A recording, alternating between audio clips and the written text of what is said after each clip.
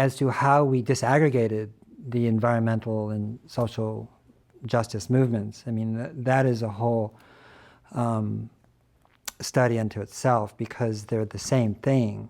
And so it's interesting now that people are questioning, as to how they're connected or how they're integrated, but how can you destroy a river and not destroy a people? How can you, cut down a forest and destroy a watershed and not affect a civilization? How can you poison the food or your fish, or put heavy metals into lakes and not destroy children? I mean, they're intricately, they're the same thing, and I forget who said it, maybe it was Hillman, but,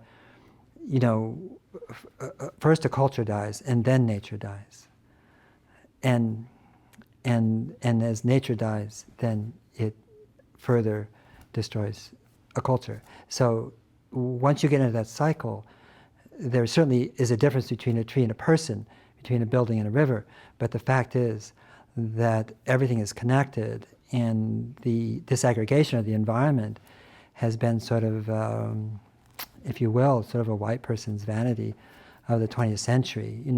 Well-intended, we can understand how that came about, but it really was, it came about from privilege, from people who were very privileged and who had their personal needs met in terms of income and security and food and clothing, and then looked at the environment and felt like, wow, I don't want to lose this amenity, I don't want to lose this. And so they directed themselves towards the environment. But now what you're seeing, of course, is that people understanding that you can't really address one without addressing the other.